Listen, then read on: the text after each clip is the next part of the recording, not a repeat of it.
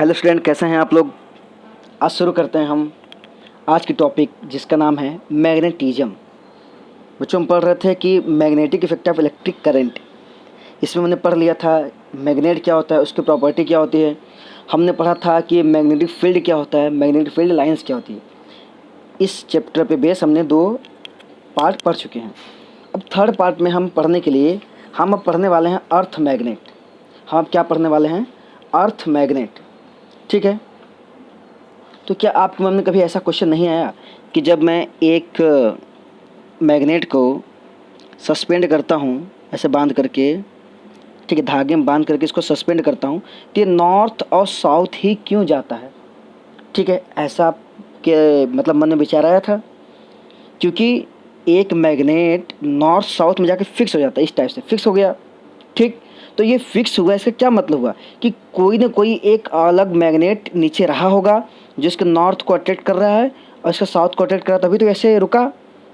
वरना एक मैग्नेट ऐसे आके स्थिर हो गया एक फिक्स पोजीशन में।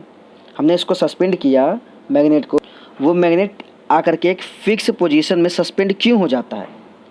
तो इसका हमें ये बात समझ में आता है कि हम ये काम कहाँ पे खड़े होकर करते हैं? अर्थ पे। हम इस काम को अर्थ पे खड़े होकर करते हैं। हम अर्थ पे कहीं भी खड़े हो जाएं, अगर हम एक मैग्नेट को ऐसे बांध करके सस्पेंड करें तो नॉर्थ और साउथ डायरेक्शन में फिक्स हो जाता है। इसका सिंपल से ये मतलब हुआ कि अर्थ भी एक मैग्नेट है जो दूसरे मैग्नेट को क्या करता है? अट्रैक्ट करता है, तभी तो ये फिक्स हो गया है ना। तो बेसिकली हम पढ़ने वाले कि क्या अर्थ सच में मैग्नेट है। तो आज हमारा टॉपिक यही है कि अर्थ मैग्नेट क्या होता है, या अर्थ मैग्नेटिज्म एक्चुअली में है क्या। क्या अर्थ सच में मैग्नेट है या नहीं? तो शुरू करते हैं the earth as a magnet, कि क्या अर्थ भी एक मैग्नेट है। तो इसके अकॉर्डिंग बहुत सारी अवधारणाएँ, बहुत सारी थ्योरीज दी गई हैं। पहले हम देखते हैं अर्थ, पहले एक अर्थ का हम डायग्राम बना लेते हैं।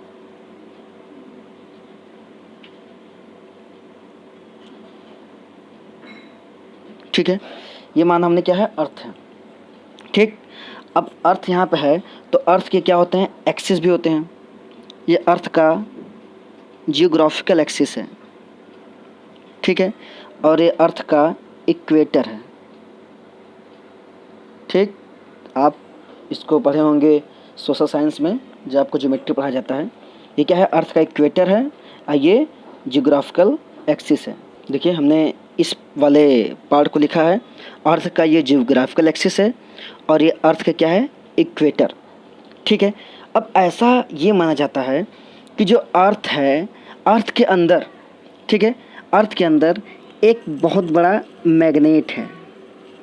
अर्थ के अंदर क्या है? एक बहुत बड़ा मैग्नेट है। अब मैग्नेट है तो मैग्नेट में है तो इसका नॉर्थ और साउथ पोल भी होगा। ठीक है, अच्छा, हम जानते हैं अर्थ अकॉर्डिंग टू अर्थ इधर होता है ईस्ट, ये होता है वेस्ट, ऊपर होता है नॉर्थ, नीचे होता है साउथ। तो ये अर्थ का कौन सा पोल है? North pole. ये अर्थ का नॉर्थ पोल है। ये अर्थ का क्या है? South pole. ये बात समझ में आता है? ठीक है, अब चाहे तो लिख दीजिए साउथ पोल ये है, ये नॉर्थ पोल है। ठीक, ये सब बात आप याद रखें। अब होता क्या, वैसे तो अर्थ से रिलेटेड बहुत सारी थ्योरीज दी गई हैं, ठीक है, बट कुछ जो थ्योरी जो प्रसिद्ध हैं उनकी हम बात करते हैं। तो एक साइंटिस्ट थे, उनका नाम था गिलबर्ट। एक साइंटिस्ट थे, उनका नाम था गिलबर्ट। एक साइंटिस्ट थे जिनका नाम था गिलबर्ट। गिलबर्ट साहब ने अपनी एक बुक है, उसमें 1600 ईस्वी में उन्होंने ये बताया था कि अर्थ क्या है। तो गिलबर्ट साहब ने क्या किया था?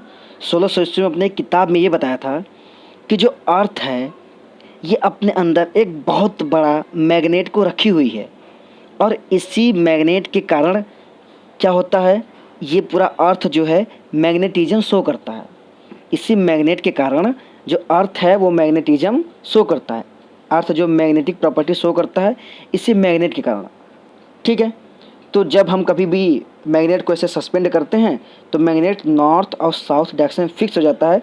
वो क्यों होता है? इसी मैग्नेट के कारण। यही मैग्नेट क्या करता है? इस मैग्नेट को अट्रैक्ट करता है, ऐसा गिलबर्ट साहब मानते हैं।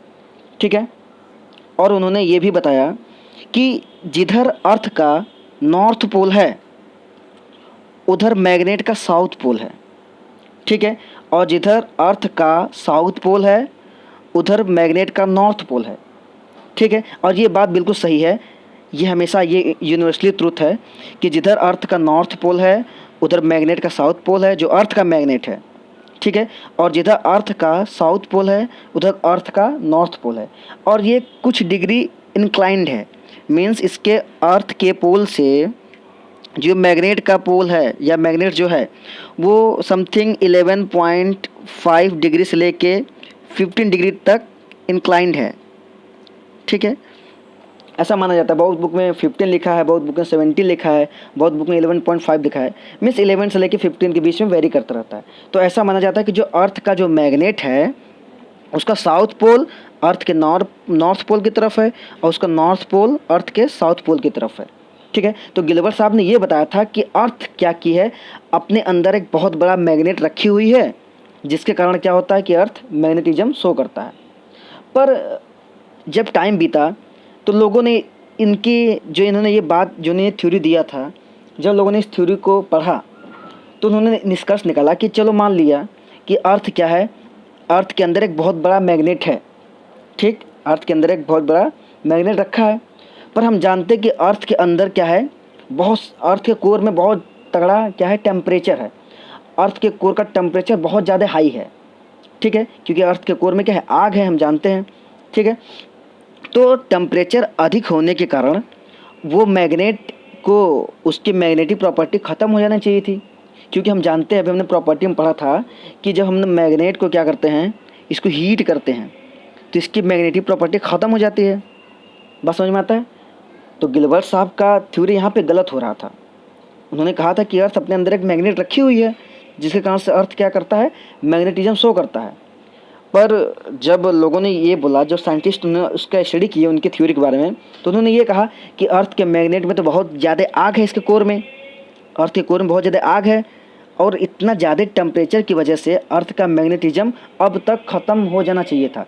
तो ऐसा हुआ नहीं, इसका मतलब गिलबर्ट की थ्योरी क्या हुई, गलत साबित होगी। तो इनकी इस थ्योरी को गलत मान लिया गया, ठीक है। इसके बाद एक साइंटिस्ट और आए जिन्होंने थ्योरी दिया, उनका नाम, साइंटिस्ट का नाम था रॉबर्ट, ठीक है।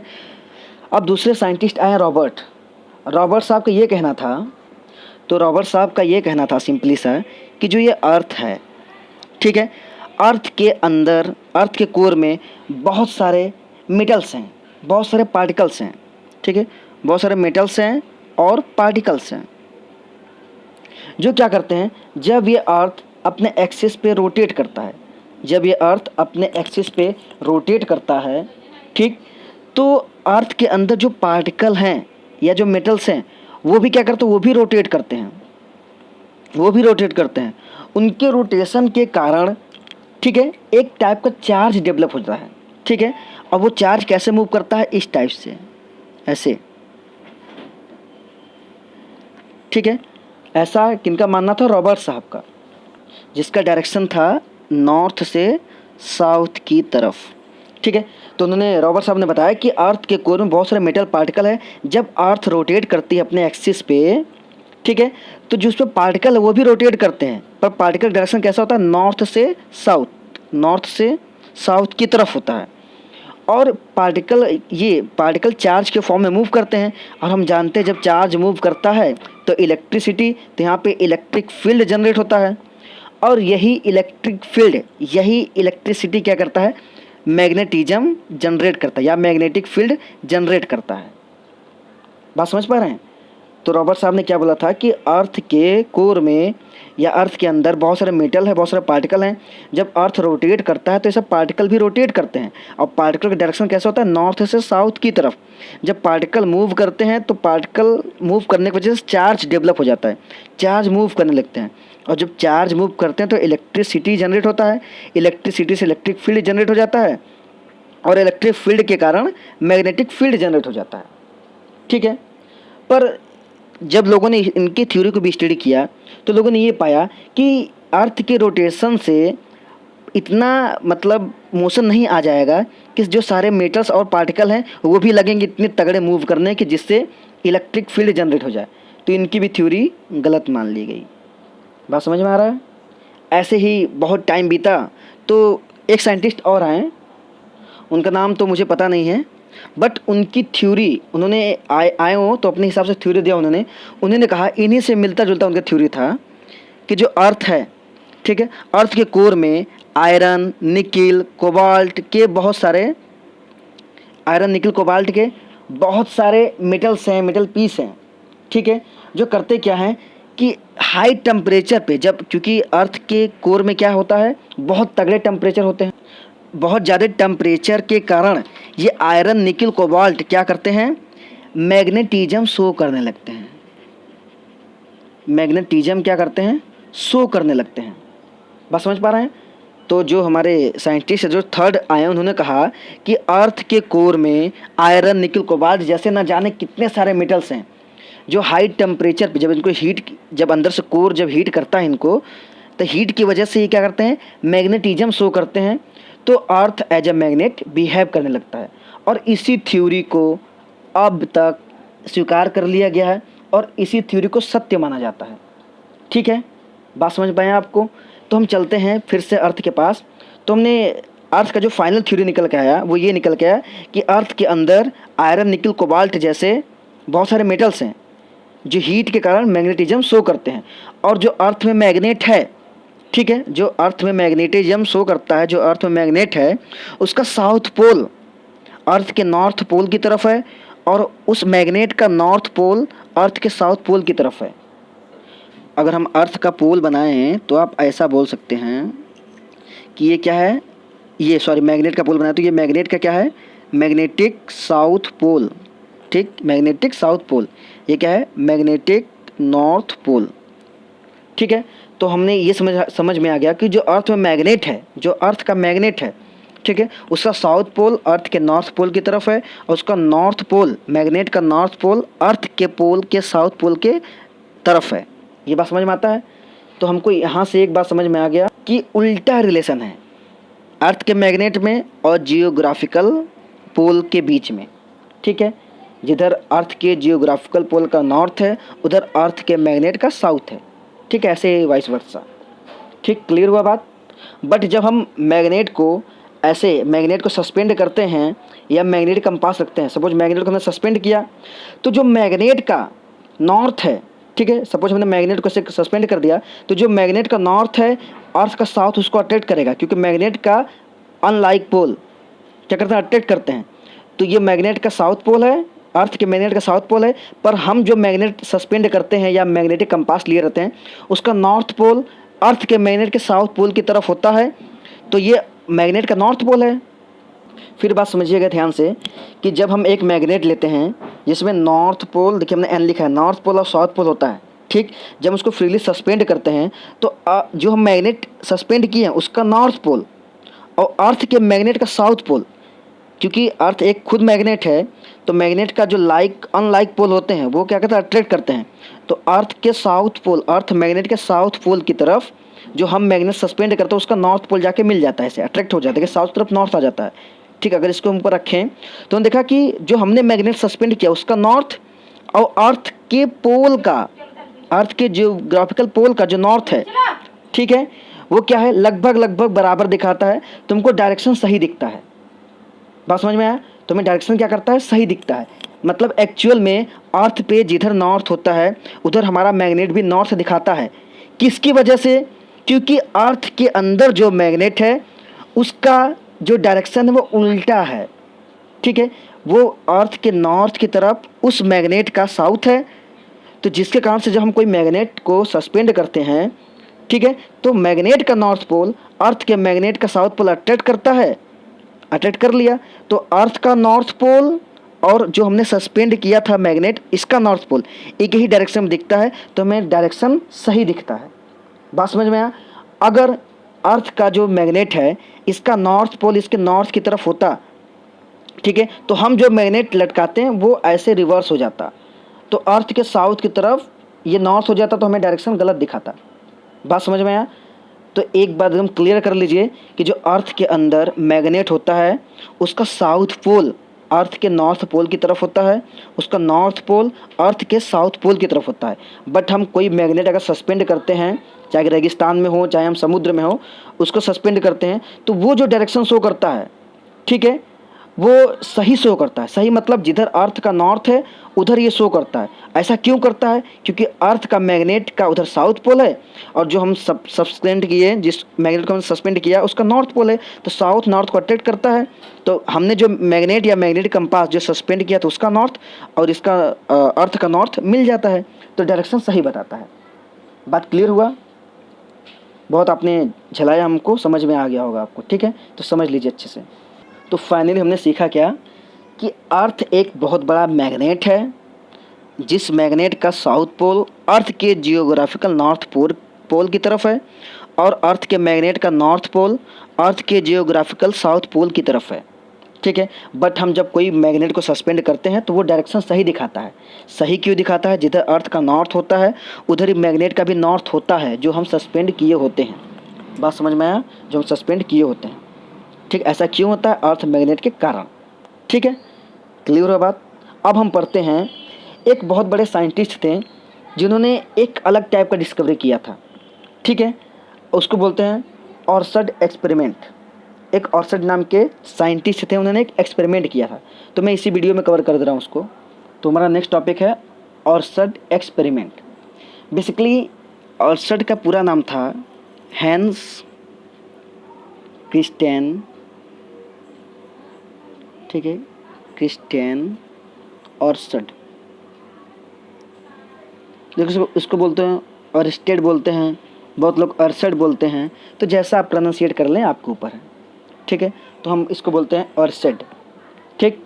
तो होता क्या है बेसिकली, जो ऑर्सड साहब थे ये क्या किए, ये एक स्कूल में पढ़ाते थे, एक कॉलेज में पढ़ाते थे। कॉलेज में फिजिक्स के प्रोफेसर थे। ये एक बार अपने लैब में बच्चों को इलेक्ट्रिसिटी का, ये लैब में एक बार क्या किया, बच्चों को इलेक्ट्रिसिटी का एक प्रैक्टिकल दिखा रहे थे। उन्होंने एक वायर था, ठीक है, ये क्या है, एक वायर था, उसमें इलेक्ट्रिसिटी कैसे फ्लो होता है ये कुछ एक्सपेरिमेंट वो दिखा रहे थे, ठीक है। तो जैसे वो एक्सपेरिमेंट दिखा रहे थे तो उन्हें एक वहाँ पे मैग्नेटिक कंपास रखा हुआ था, इस टाइप से एक मैग्नेटिक कंपास रखा हुआ था उनके एक्सपेरिमेंट के पास में ही। जब उन्होंने बच्चों की एक्सपेरिमेंट दिखाया कि बच्चों देखो, जब हम किसी भी कंडक्टर में करंट फ्लो करते हैं तो देखो ऐसे जाता है, ऐसा कुछ एक्सपेरिमेंट वो बता रहे थे। तो उन्होंने देखा क्या कि जो मैग्नेटिक कंपास रखा था, जैसे उन्होंने स्विच को ऑन किया, करंट फ्लो होने लगा। और करंट फ्लो होने की वजह से जो उनका ये जो वहाँ पे मैग्नेटिक कंपास रखा था वो कंपास तुरंत डिफ्लेक्ट कर गया। मीन्स यहाँ था, कंपास डिफ्लेक्ट करके ऐसे डिफ्लेक्शन शो कर दिया, ठीक है। उनका उद्देश्य ये नहीं था कि कंपास का डिफ्लेक्शन शो करवाएं, वो तो सिंपल से अपना एक्सपेरिमेंट कर रहे थे, बच्चों को दिखा रहे थे, बच्चों देखो कैसे करंट जाता है या ऐसा कुछ मीटर में कैसे हम मेजर करते हैं, ऐसा कुछ दिखा रहे थे वो। लेकिन वहाँ पे एक कंपास रखा हुआ था, जैसे ही उन्होंने स्विच ऑन किया तो जैसे ही करंट फ्लो हुआ सर्किट में, मैग्नेटिक कंपास का जो नीडल है वो डिफ्लेक्ट कर गया।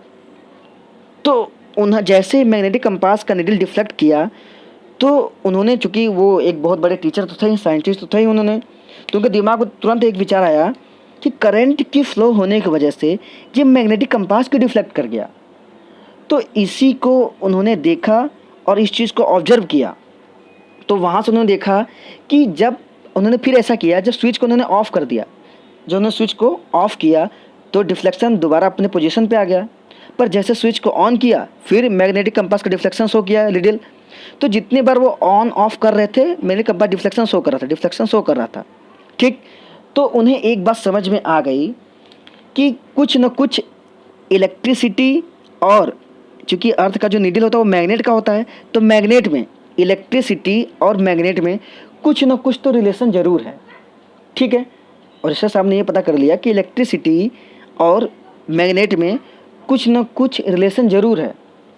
तो इस रिलेशन को उन्होंने क्या किया, एक बार फिर से ट्राई किया, और इस बार उन्होंने क्या किया, तो उन्होंने फिर से सेटिंग पूरा बैठाया। उसके बाद फिर देखा उन्होंने कि जब उन्होंने स्विच ऑन किया तो इलेक्ट्रिसिटी फ्लो हुई सर्किट में और डिफ्लेक्शन शो कर दिया कंपास।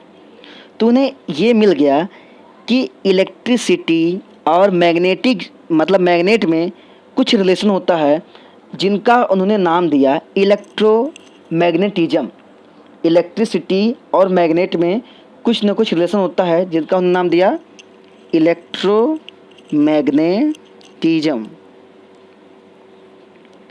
बात समझ में आ रही है?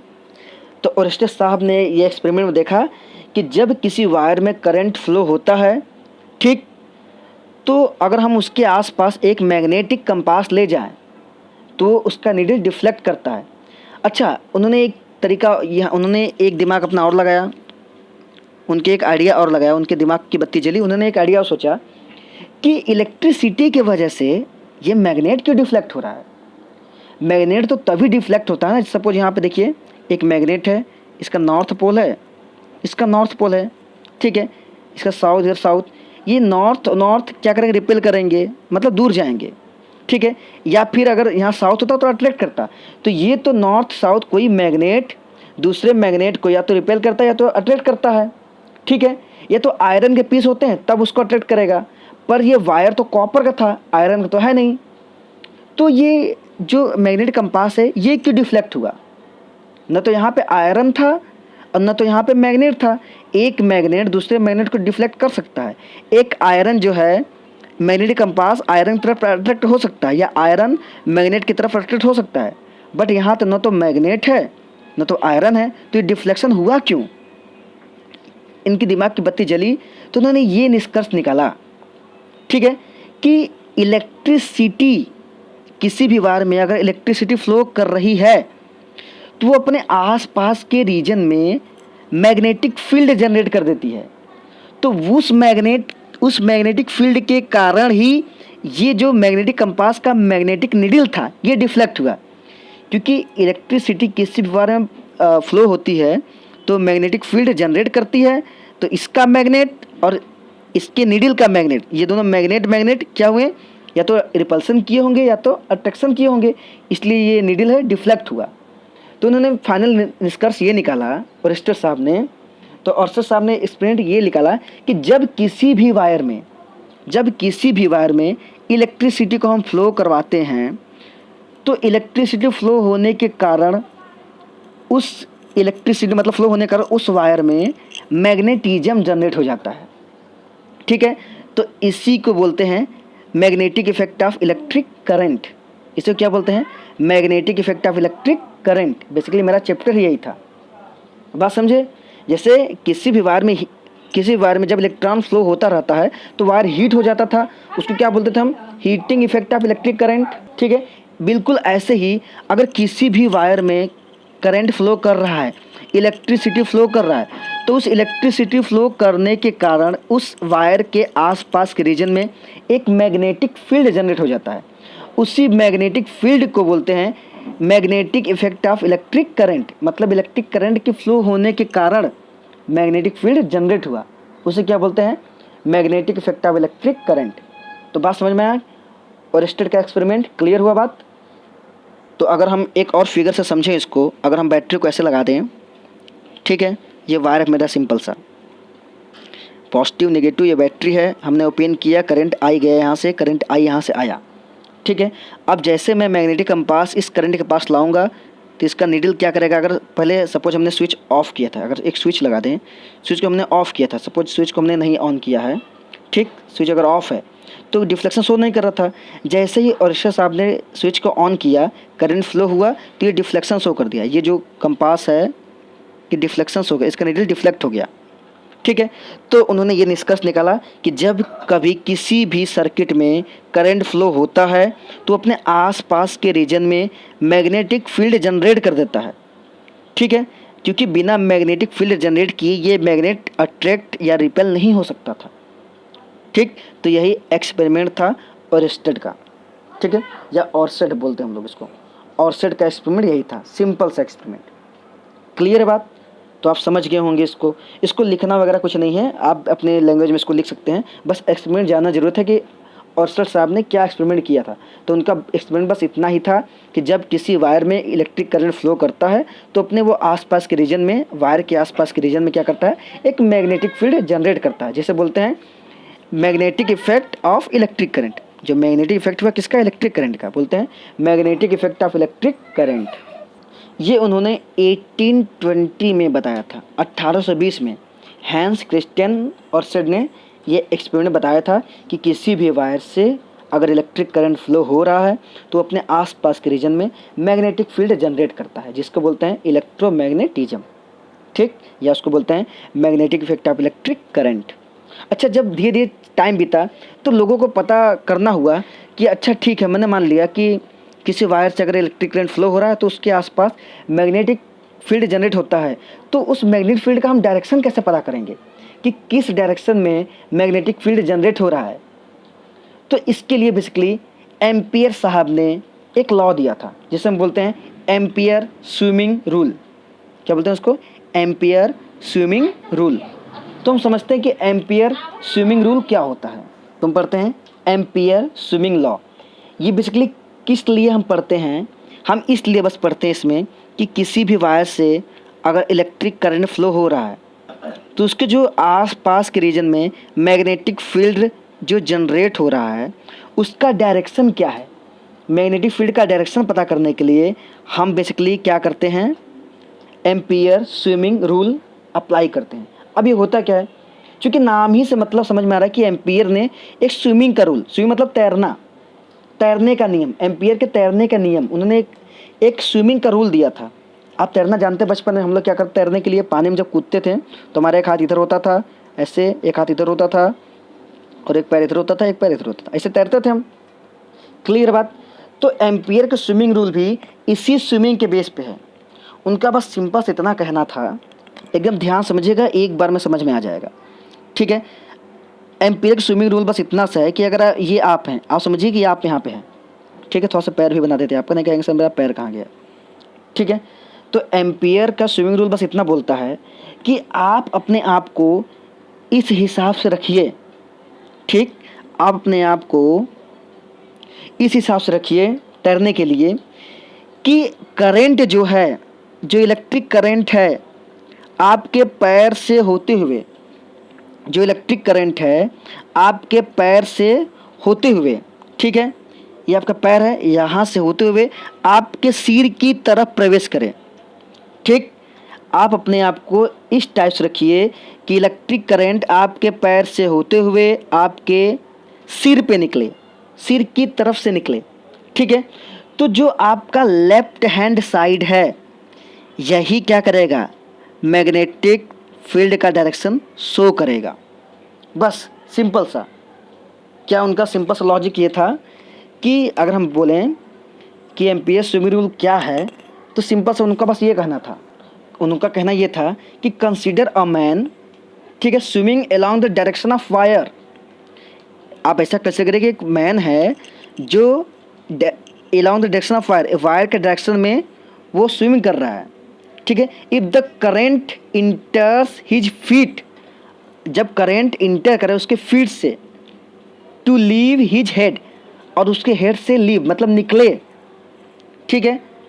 Then the north pole of the needle, needle means अगर हम इसको इस टाइप से दिखाएं, अगर हम यहाँ पे मैग्नेटिक कंपास रख दें तो जो इसका नॉर्थ पोल है, ठीक है, जो नॉर्थ पोल है नीडल का, ठीक है, then the north pole of the needle of magnetic compass will deflect towards his left hand, उसके लेफ्ट हैंड के साइड में क्या होगा, इस नीडल का डिफ्लेक्शन होगा, और जिधर नॉर्थ का डिफ्लेक्शन होता है नीडल के, उधर ही क्या होता है, मैग्नेटिक फील्ड होता है।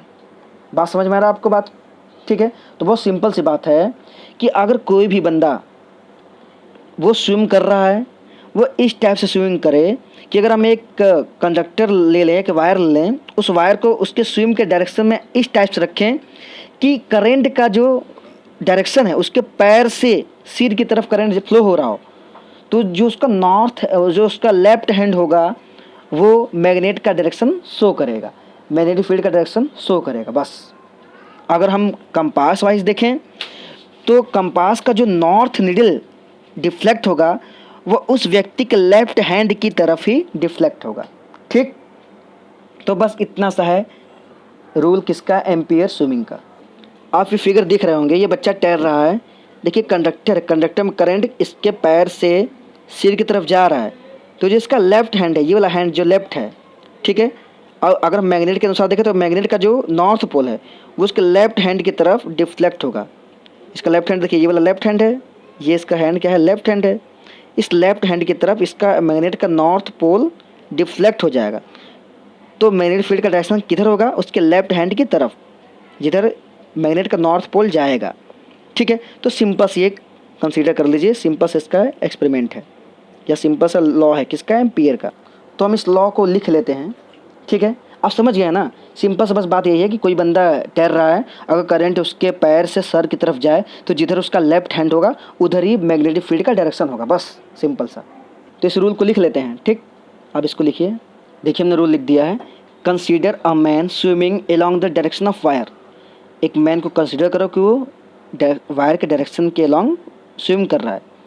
If electric current enters his feet, अगर इलेक्ट्रिक करंट उसके फीट से इंटर करें एंड लीव्स हिज हेड, और उसके सिर से निकले, then the left hand of the man, तो left hand of the man का लेफ्ट हैंड जो होगा वो शो करेगा डायरेक्शन ऑफ मैग्नेटिक फील्ड।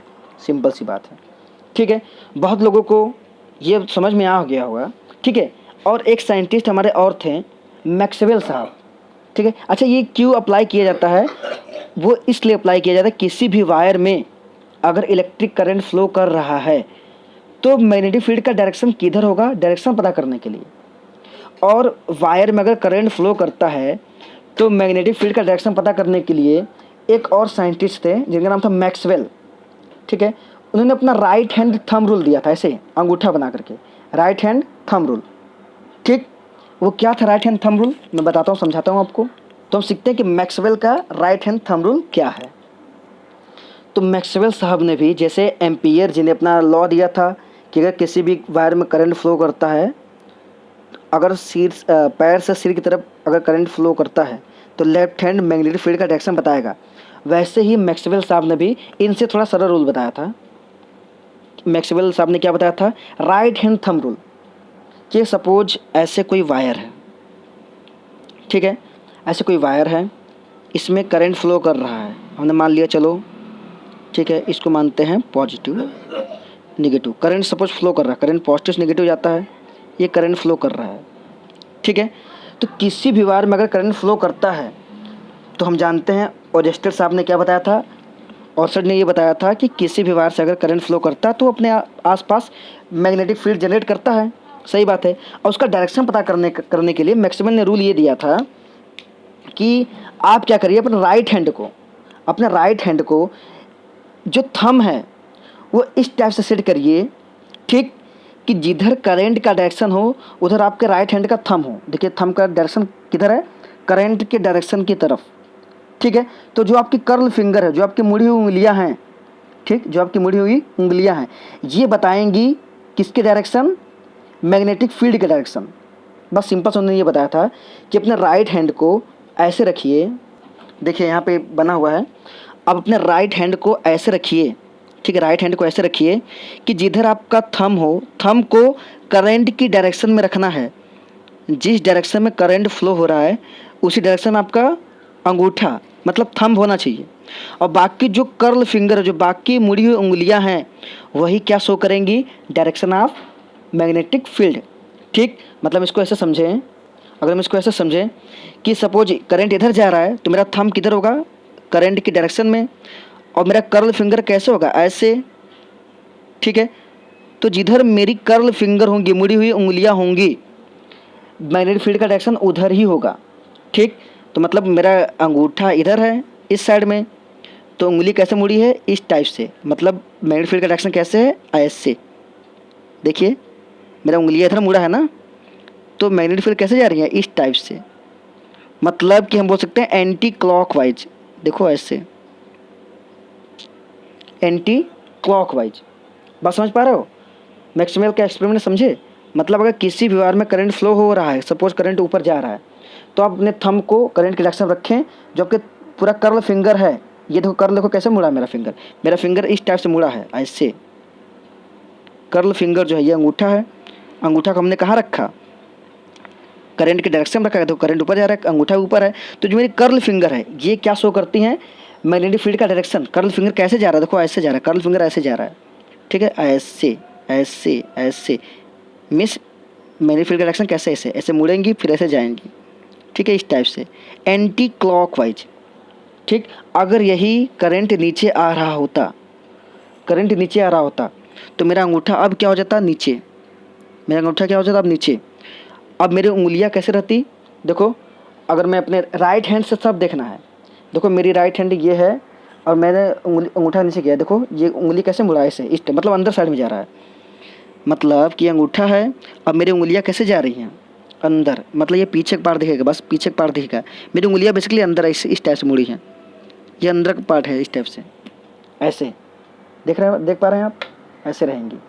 ठीक, तो हम यहाँ ये बात समझ गए। तो इधर यहाँ पे मैग्नेटिक फील्ड कैसे है, आप अपना रख के देख लीजिए, देखेंगे कि आपकी उंगलियाँ ऐसे मुड़ी हैं, ऐसे मुड़ी हैं, मतलब करंट आप कैसे, सॉरी मैग्नेटिक फील्ड कैसे जा रहा है, आप क्लॉकवाइज, देखिए इधर से ऐसे गया, इधर से ऐसे निकलेगा।